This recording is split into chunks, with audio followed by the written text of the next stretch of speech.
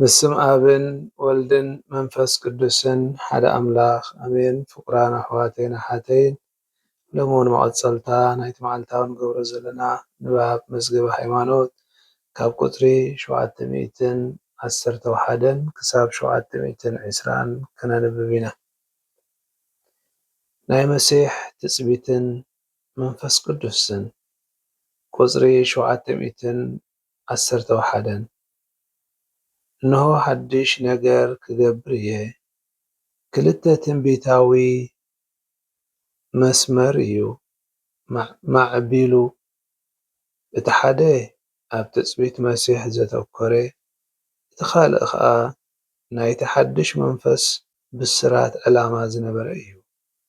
ኣብቲ ንእሽተይ ተረፍ እስራኤል ዝተባህለ ናይ ምፅንናዕ እስራኤልን ድሕነት ኢየሩሳሌምን ተስፋ ሒዙ ዝፅበ ወገን ድኻታት ዝኾነ ህዝቢ ኣብቲ ዝተጠቕሰ ክልቲኡ መስመር ይራኸብ።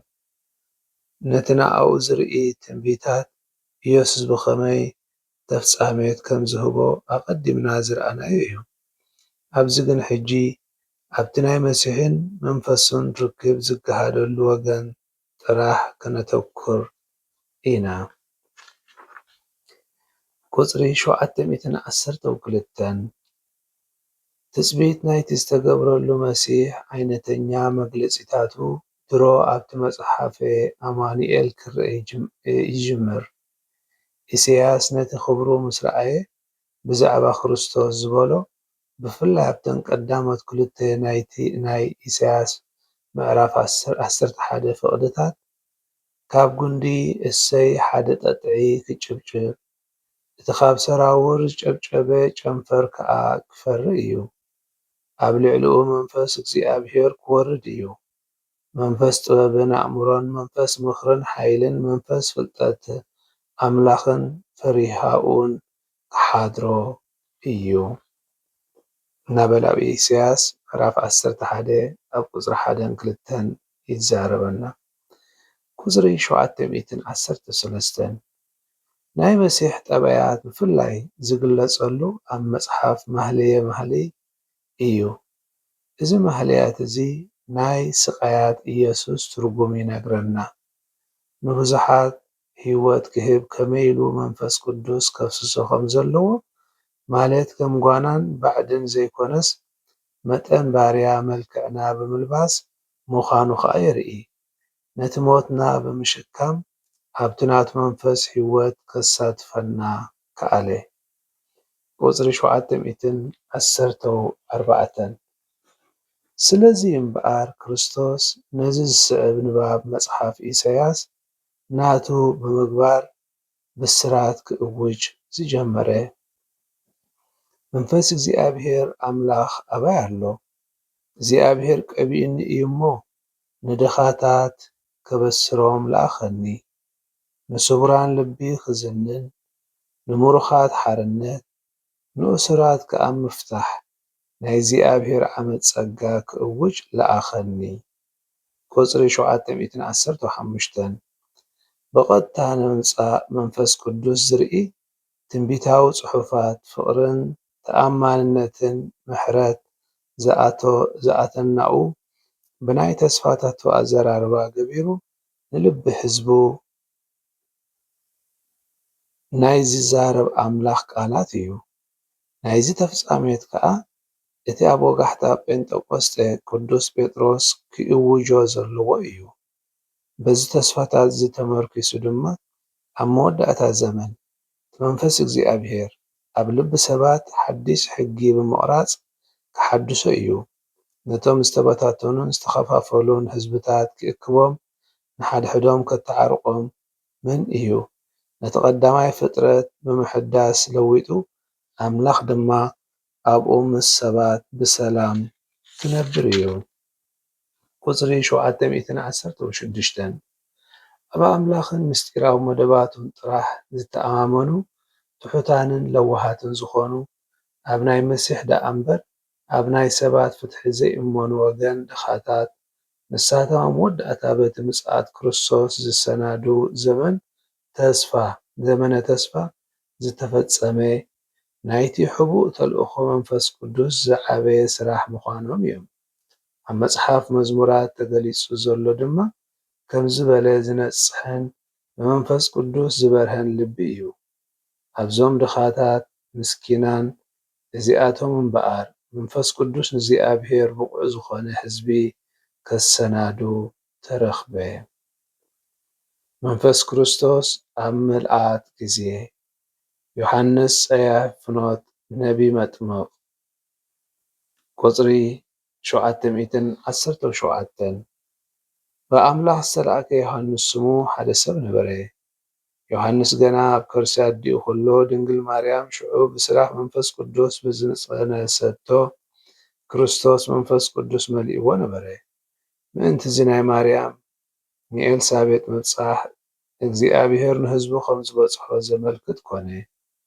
ቁጽሪ 718 ዮሃንስ እቲ ክመጽእ ዘለዎ ኤልያስ እዩ። እቲ ናይ መንፈስ ቅዱስ ሓዊ ኣብኡ ስለ ዘሎ ነቲ ዝመጽእ ጐይታ ዘሰናዱ ቀቂድምኡ ዝኸይድ ንምዃን ኣብቅዖ።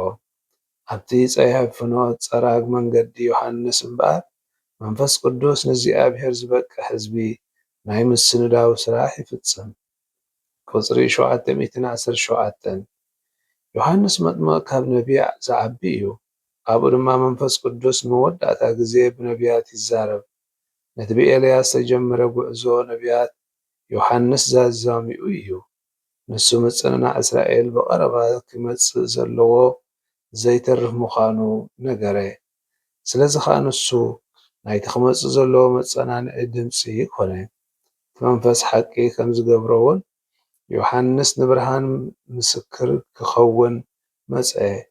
ብናይ ዮሃንስ ትርኢት እምበኣር መንፈስ ቅዱስ ነቲ ጥንቁቕን ጽዑቕን ናይ ነቢያት ጐሰሳ ሓሰስታ ኣብ ፍጻሜ ዘብጽሕ ነቲ ናይ መላእኽቲ ባህጊ ዝፍጽም ኮይኑ ይርከብ። መንፈስ ቅዱስ ኣብ ልዕሊኡ ወሪዱ ኣብኡ ክቕመጥ ከሎ እትርእዮ ንሱ እዩ ብመንፈስ ቅዱስ ዘጠምቕ። ኣነ ኸ ረኣኹ ንሱ ወዲ ኣምላኽ ምዃኑ ድማ መስከርኩ። ንሆ እቲ ገንሸል ኣምላኽ። ቁጽሪ 720 ኣብ መወዳእታ ድማ ብዮሃንስ መጥምቕ ገቢሩ መንፈስ ቅዱስ ንወዲ ሰብ መለኮታዊ ምስሊ ክመልሰሉ ከም ዝጀመረ የርኢ። እዚ ከዓ ነቲ ብክርስቶስን ኣብ ክርስቶስን ክጭበጥ ዘለዎ ኣቐዲሙ ዘመልክት እዩ። ጥምቀት ዮሃንስ ንስሓ ነበረ። እቲ ናይ ማይን መንፈስ ቅዱስን ጥምቀት ግን ንሓድሽ ልደት እዩ።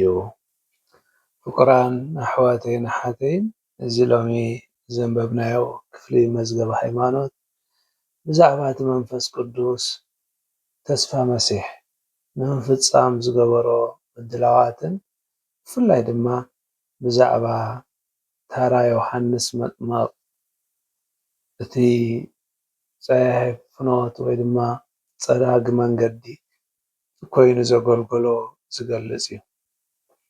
ባዕሪ እቲ ተስፋ ዝተገብረሉ መሲሕ መንፈስ ቅዱስ ብነቢያት ኣቢሉ ሓድሽ ኪዳን ከም ዝመጽእ ሓድሽ ኣምላኽ ክርስቶስ እቲ ንዓና መሲሉ ዝመጽእ ህያው ክርስቶስ ብዛዕባኡ የበስረና።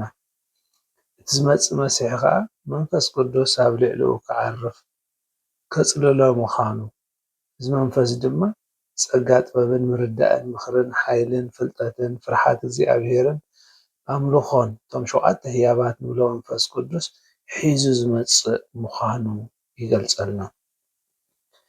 እቲ ትሑት ኮይኑ ዝመጸና ኣገልጋሊ መሲሕ ከም ንጉስ ጥራይ ዘይኮነስ መከራ ዝጸገበ ኣገልጋሊ። ምኽንያቱ ከም ሓደ ሓያል ብርቱዕ ዘይኮነስ ድኹም ኮይኑ ዝመጽእ ብመንፈስ ቅዱስ ዝተነግረሉ ወይ ዝተገልጸ መሲሕ እዩ። መንፈስ ቅዱስ እቲ ትሑታት እቲ ብትሕትና ዝመጽእ ልቦና ኣምላኽ ጥራይ ክበጽሖ ዝኽእል ውሽጣዊ ጽባቐ ዘለዎ እቶም ዝጽበይዎ ዝነበሩ ከዓ መን ምዃኑ ክርድእሉ ዝኽእሉ ሓይሊ ዘለዎ መንፈስ ኣምላኽ እዩ። ነቲ መሲሕ ክቅበሉ ከዓ ድልዋት ዝነበሩ ከዓ ኤኖትዮም እንተደኣ ኢልና እቶም ብልቦም ንኣምላኽ ጥራይ ዝፅበዩ ዝነበሩ ህዝቢ እዮም። ብዛዕባ ዮሃንስ መጥመቅ ድማ እሱ ካብ ማህፀን ኣዲኡ ጀሚሩ ብመንፈስ ቅዱስ ዝመልአ ምንባሩ ንሱ እቲ ኣብ መንጎ ብሉይ ኪዳንን ሓድሽ ኪዳንን ዘሎ ድልድል ምኳኑ ምክንያቱ ዓፃዊ ናይ ብሉይ ኪዳን ከፋቲ ናይ ሓድሽ ኪዳን ናይ መወዳእታ ሃዋርያን ኣብ ሓድሽ ኪዳን ከዓ ናይ መጀመርያ ሃዋርያን ዝኾነ እዩ።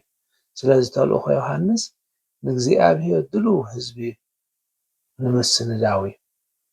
ንኣምላኽ ዝበቅዕ ህዝቢ ንምስዳው መገዲ ጎይታ ምስንዳው ወይ ምድላው እዩ።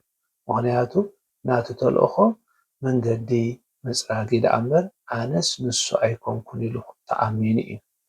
ዮሃንስ እምበኣር በጊ ኣምላኽ እንህለ ገንሸር ኣምላኽ እናበለ ንጎይታና የሱስ ክርስቶስ እናመልከተ ከመይ ዝበለ መስዋእቲ ንህዝቡ ከቅርብ ዘለዎ ኣምላኽ ምኳኑ ይገልፅ።